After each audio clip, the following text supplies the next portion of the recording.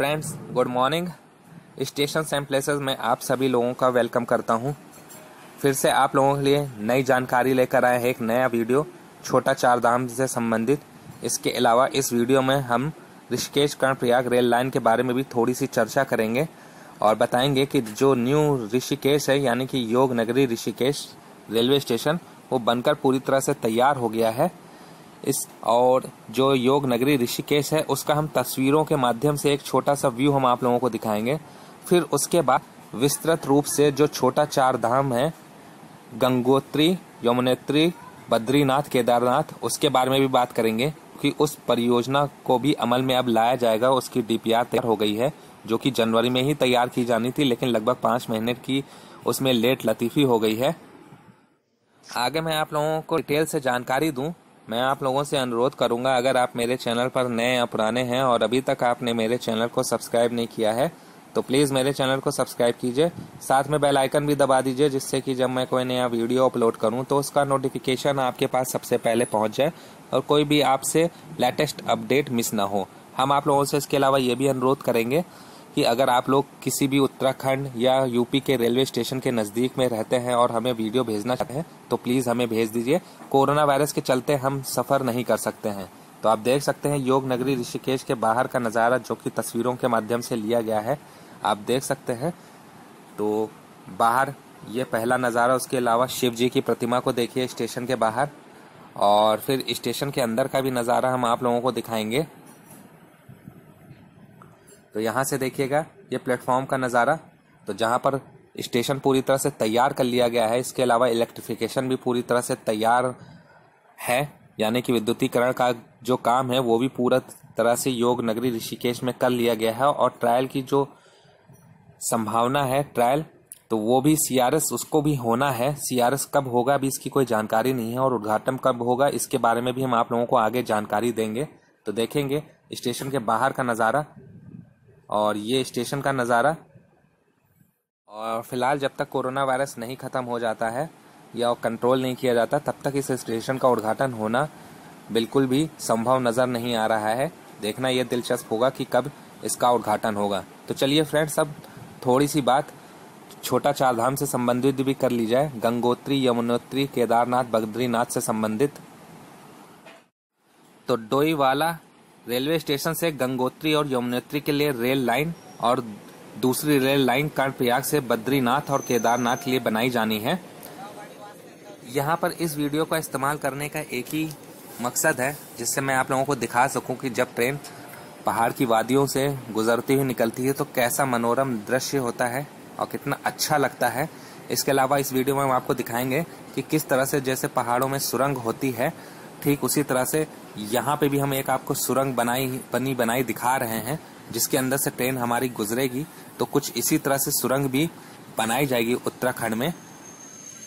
यहाँ से देख सकते हैं ये जो मैंने सुरंग का वीडियो डाला है ये महाराष्ट्र में पड़ती है सुरंग, और कुछ इस तरह से सुरंग का निर्माण कराया जाएगा जिस तरह से ये है। हालांकि जो उत्तराखंड में रेल लाइन बनेगी वो सिंगल रेल लाइन बनेगी। तो चलिए अब आप लोगों को चार धाम से संबंधित डिटेल से जानकारी दे देते हैं। जैसा कि आप लोगों को मालूम है चार धाम भारतीय रेल की एक परियोजना है। जिस तरह से ऋषिकेश कर्णप्रयाग रेल लाइन है जिसके तहत उत्तराखंड राज्य में हिंदू तीर्थ स्थल तक रेल लाइन द्वारा यात्रा को सुगम बनाने का काम किया जा रहा है। गंगोत्री, यमुनोत्री, केदारनाथ और बद्रीनाथ तीर्थ छोटा चार धाम के रूप में जाने जाते हैं। और देहरादून के निकट जो डोईवाला रेलवे स्टेशन है वहां से गंगोत्री और यमुनोत्री के रेल लाइन और दूसरी लिंक रेल लाइन कर्णप्रयाग से बद्रीनाथ और केदारनाथ के लिए बनाई जानी है। डोईवाला से गंगोत्री व यमुनोत्री को रेल लाइन से जोड़ने के जो सर्वे है और डीपीआर है वो पूरी तरह से तैयार कर लिया गया है। आने वाले समय में ये परियोजना उत्तराखंड के विकास में मील का पत्थर साबित होगी। इस परियोजना की जो कुल लागत है वो 21,000 करोड़ रुपए के रूप में आ रही है, और जो 21,000 करोड़ रुपए प्रोजेक्ट है इसके अलावा जो दूरी है वो 121.5 किलोमीटर लंबी इस परियोजना में कुल 10 स्टेशन बनाए जाएंगे जो डोईवाला से शुरू होते हुए बड़कोट में समाप्त होंगे। परियोजना में उत्तरकाशी का जो मातली स्थित स्टेशन है वो सबसे बड़ा रेलवे स्टेशन रहेगा।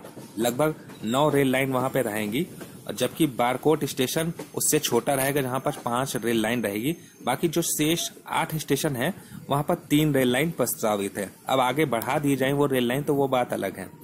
अब जैसे डीपीआर में 17 छोटे बड़े पुल भी बनाए जाएंगे। इसके अलावा जो 85 किलोमीटर की जो दूरी है वो सुरंगों के भीतर से ही तय होगी।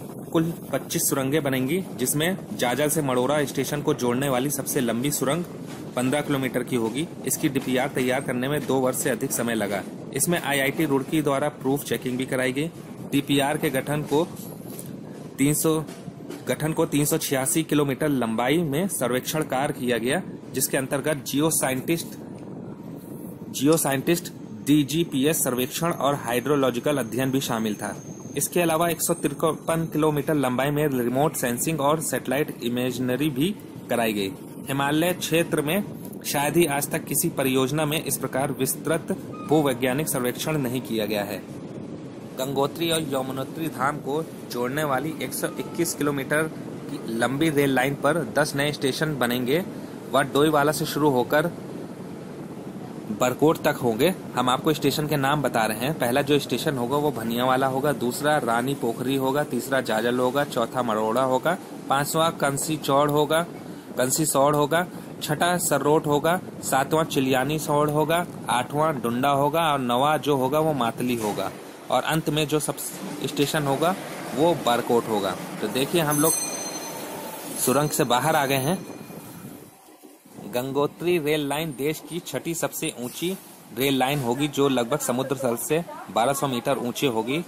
जैसा कि मनाली लेह 4500, अरुणाचल की सीको फ्रंट 2150 मीटर, शिमला 2000 मीटर, केदारनाथ प्रस्तावित है जो कि 1700 मीटर होगी और श्रीनगर बारमूला लगभग 1500 मीटर की ऊंचाई पर स्थित है।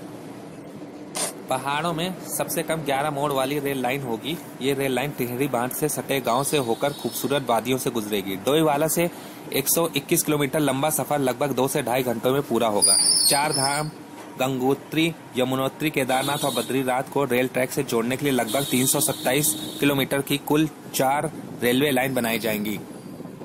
उन 4 रेलवे लाइन को अलाइनमेंट 1, 2, 3, 4 दिया गया है। जैसे अलाइनमेंट 1 में उत्तरकाशी से बरकोट और दूसरे अलाइनमेंट में डोईवाला से मनेरी, तीसरे में कर्णप्रयाग से सोनप्रयाग व चौथे में साईकोट से जोशीमठ लाइन का निर्माण होगा। 327 किलोमीटर लंबी इस परियोजना में 21 स्टेशन और 61 सुरंगें बनाई जाएंगी। मलबे के लिए डंपिंग क्षेत्र का भी चयन कर लिया गया है। इस पूरी परियोजना का में कार्य समय पर चलता रहा तो सभी सेक्शन 4 से 5 साल में पूरे हो जाएंगे। इस साल की जो 4 धाम यात्रा है उसमें केवल उत्तराखंड के श्रद्धालुओं को ही अनुमति मिलेगी, बाहरी प्रदेश के व्यक्तियों को नहीं। श्रद्धालुओं को पास स्थायी निवास प्रमाण पत्र भी होना जरूरी है। इसके अलावा उत्तराखंड में बने कंटेनमेंट जोन में से आने वाले श्रद्धालुओं पर पूरी तरह से प्रतिबंध रहेगा। तो फ्रेंड्स, ये था छोटा 4 धाम से संबंधित विस्तृत जानकारी और ऋषिकेश कर्णप्रयाग रेल लाइन से संबंधित जानकारी। अगर आप लोग भी यूपी और उत्तराखंड के निकटतम रेलवे स्टेशन के करीब में रहते हैं तो आप लोग भी हमें वीडियो बनाकर भेज सकते हैं, क्योंकि कोरोना वायरस के चलते कहीं भी सफर करना अब आसान नहीं है और न सफर किया जा सकता है। वीडियो अगर आप लोगों को पसंद आया हो तो वीडियो को लाइक कीजिएगा, कमेंट्स करके जो बताइएगा वीडियो कैसा लगा। दुआओं में याद रखिएगा, अपना ख्याल रखिएगा। वीडियो देखने के लिए बहुत बहुत धन्यवाद। अगले वीडियो में मिलेंगे, तब तक के लिए फ्रेंड्स, जय हिंद।